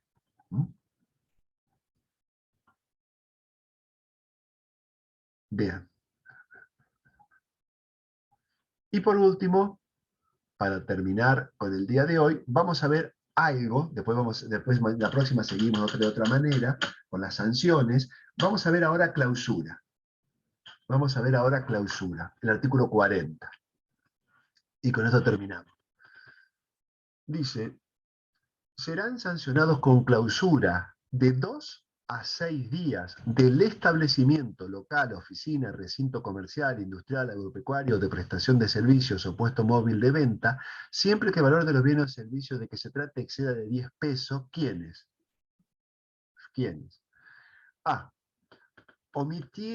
No emitir en facturas o comprobantes equivalentes por una o más operaciones comerciales, industriales, agropecuarias o de prestación de servicios que realicen en la forma, requisitos y condiciones que establezca AFIP. Entonces, ¿cuál es la conducta disvaliosa para ser una causal de clausura de 2 a 6 días del establecimiento? no emitir facturas o comprobantes equivalentes por una o más operaciones, en la forma que establezca AFIP. Es decir, si yo no emito ticket, no emito factura, no emito nada, no tengo, digamos, posibilidades de emitir, no tengo nada, porque no tengo nada, no tengo talonarios, no tengo nada, y tengo la obligación de tenerlo porque estoy verificando hechos imponibles, puedo ser sancionado de 2 a 6 días. No emitir facturas o comprobante equivalente por una o más operaciones comercial, industrial, agropecuaria o de prestación de servicios. ¿Sí? En las formas, requisitos y condiciones que establezca AFIP. Si tengo un talonario, por ejemplo, y tengo el talonario vencido, no lo estoy haciendo en las formas, requisitos y condiciones que establezca AFIP. B. Dice, no llevar en registraciones o anotaciones sus adquisiciones de bienes o servicios de sus ventas o de las prestaciones de servicio de industrialización, o si las llevaren, fueren incompletas o defectuosas, incumpliendo con las formas, requisitos y condiciones exigidos por AFIP. Entonces, el A, no emitir factura. Obviamente, por una o más operaciones verificadas o hecho imponible. El B, no llevar registros o llevar registros, digamos, incompletos, ¿no? Fueran incompletos o defectuosos. El C es, encarguen o transporten comercialmente mercaderías, aunque no sean de su propiedad, sin el respaldo documental que exige la FIP. Entonces, si paran a un camión y el camión no lleva, el camión que sea, y el camión no lleva los comprobantes que requiere AFIP, el fletero no puede ser clausurado también. ¿Por qué? Porque la conducta disvaliosa es encarguen, es decir, pidan a un tercero que lo haga, o transporten comercialmente mercaderías, aunque no sean de su propiedad. O sea, ¿qué quiero decir con esto? De que no se salva ni el dueño de la mercadería ni el dueño del camión, si no llevan el respaldo documental que requiere AFIP. El D, Claro que sería el remito, ¿no, profe? el remito, sí, sí, el remito. Bueno, acá tenemos otras cosas porque la provincia de Buenos Aires, por ejemplo, requiere otro tipo de documentación, el COT y otras cosas más, ¿no? Pero para AFIP es el remito. Ojo, el remito o la factura, porque no es obligatorio emitir remito, ¿eh? ¿Mm? No es obligatorio emitir remito, yo puedo emitir factura directamente. Lo que dice es que lo que no puede ir es sin nada. Eso. Y sepan que puede ser sancionado el dueño de la mercadería, es decir, el que encargó el transporte, o el transportista. El D, quienes no se encontraran inscritos como contribuyentes o responsables ante AFIP cuando estuvieron obligados a hacerlo. Obviamente, si ni siquiera se inscribió en ningún impuesto, obviamente que es una causal de clausura, obvio. El E, quienes no poseyeren o no conservaren las facturas o comprobantes equivalentes que acreditaren la adquisición o tenencia de los bienes y los servicios destinados o necesarios para el desarrollo de la actividad de que se trate. Quienes no tengan o no conservaren las facturas o comprobantes equivalentes. O sea, ¿qué significa esto? De que si viene un funcionario de AFIP y me va a mi depósito y me dice, quiero ver la factura de esto, de algo que yo tengo para la venta, y yo no lo tengo, no estaría incumpliendo este inciso E. O sea, no poseo o no conservo las facturas o comprobante equivalente que acrediten la adquisición o tenencia de los bienes o servicios destinados o necesarios para el desarrollo de la actividad de que se trate. El F es quienes no poseyeren o no mantuvieren en condiciones de operatividad o no utilizaren los instrumentos de medición y control de la producción dispuestos por leyes, decretos y reglamentarios dictados por el Poder Ejecutivo Nacional y toda otra norma de cumplimiento obligatorios tendientes a posibilitar la verificación y fiscalización de los tributos a cargo de la AFIP. Obviamente, si yo no poseo o no mantengo en condiciones operativas instrumentos de medición que me están pidiendo, obviamente que es una causal de clausura. Ustedes recuerden que hace un tiempo, digamos, AFIP tenía como objetivo recaudar. Ahora, la conducta disvaliosa principal es obstruir las facultades de verificación y fiscalización. Eso es lo principal. O sea, AFIP se preocupa más hoy en día por las facultades de verificación y fiscalización que por, digamos, claro, porque si yo, evidentemente, si yo puedo controlar la verificación y fiscalización, evidentemente voy a estar controlando la recaudación. Obviamente, voy a estar controlando la recaudación. Lo que pasa es que lo estoy haciendo sobre el origen de las cosas. Entonces, recuerden, la conducta, porque yo puedo decir, bueno, yo no informé, pero al fin y al cabo yo no evadí. Supónganse que yo tengo que informar algo, supónganse yo soy, qué sé yo, administrador de un consorcio y no informo las expensas, por ejemplo. Entonces yo digo, bueno, sí, está bien, yo no informé las expensas, pero yo no evadí nada, no, pero yo obstruí las facultades de verificación y fiscalización de AFIP. Soy dueño de un colegio privado y no informé las cuotas, por ejemplo. Obstruí las facultades de verificación y fiscalización. Y fíjense que no cumplir con infracciones materiales está mucho menos sancionado que no cumplir con declaraciones juradas informativas, que es mucho más caro, digamos, mucho más elevada en la sanción por las declaraciones juradas informativas, porque se entiende que las buenas administraciones tributarias tienen que tener como objetivo proteger las facultades de verificación y fiscalización más que la recaudación en sí. No es que, eso no significa que no protejan la recaudación, pero lo hacen a través de las facultades de verificación y fiscalización. ¿Mm? Les digo porque si llegan a tener alguno de estos problemas, no pongan como atenuantes que ustedes no han evadido. Porque no es un atenuante. Para nada. No es un atenuante para nada. ¿Mm? Estaba en el F, ¿no? En el G. En el caso de un establecimiento de al menos 10 empleados, tengan 50% más del personal relevado sin registrar, aun cuando estuvieran dados de alta como empleadores. Entonces, el G es un caso particular, se refiere a empleadores, y tener al menos 10 es para establecimientos que tengan al menos 10 empleados y tengan 50% o más del personal sin registrar. Eso es causal de clausura. Eso es causal de clausura. ¿Mm? Aún estando de alta como empleadores. Porque no sé por qué lo dice, porque no es un atenuante estar dado de alta como empleador. Y me dice, sin perjuicio de las demás sanciones que pudieran corresponder, o sea, hasta el G veníamos con causales de clausura.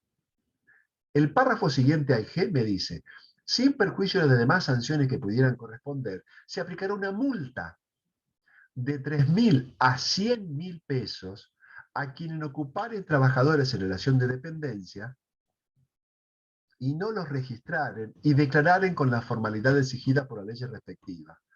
En ese caso, resultará aplicable el procedimiento recursivo previsto para supuestos de clausura del artículo 77 de esta ley. Entonces, fíjense que este artículo 40, que es de clausura, en realidad es de multa y clausura.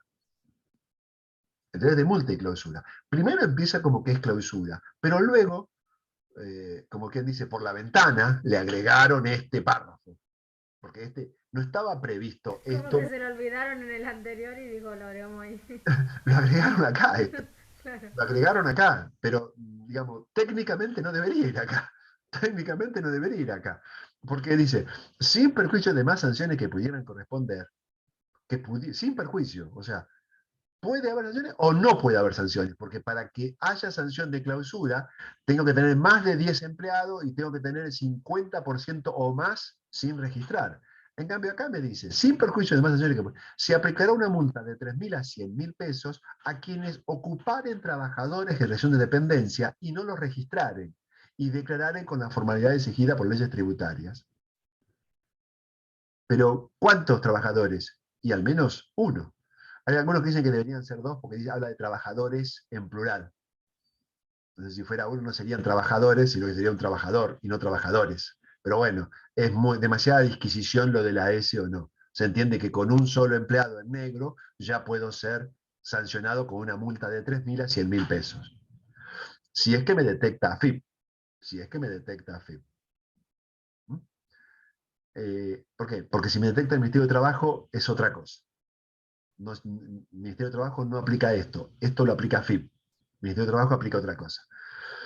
El mínimo y el máximo de la sanción de clausura se duplicará cuando se cometa otra infracción de las previstas en este artículo dentro de los 2 años desde que se detectó la anterior. Fíjense que dice desde que se detectó la anterior. No dice desde que la anterior quedó firme. Y acá se discute un montón. Bueno, ¿qué pasa si me quieren duplicar y yo estoy discutiendo la otra y la gano? Entonces, ¿cómo me van a duplicar por algo que no es firme? Son cosas que discuten los abogados, les digo. Son cosas que discuten los abogados. Pero reconozco que tiene cierta razón. O sea, ¿cómo puedo decir que el mínimo y máximo de la sanción se da a duplicar cuando se cometa otra infracción de la prevista en este artículo dentro de 2 años desde que se detectó la anterior? O sea, es muy, ¿cómo les puedo decir? Cuando estamos hablando de sanciones y clausura, es muy delicado, como decimos nosotros, de qué palabra se dice. Acá se habla de que se detectó la anterior, no desde que la anterior quedó firme. ¿Mm? ¿Podrían haber puesto desde que se detectó la anterior? Sí, en la medida que quede firme, ¿no? Siempre con ello de la sesión de clausura y cuando sea pertinente, también se podrá aplicar la suspensión del uso de la matrícula, esto es para nosotros, licencia o inscripción registral que las disposiciones exigen para el ejercicio de determinadas actividades cuando su otorgamiento sea competencia del Poder Ejecutivo Nacional. ¿Mm? Fíjense que el 41 era trabajadores no registrados, sanción aplicable. O sea, esto debería haberse entrado como 41. Esto que yo leí, ¿no?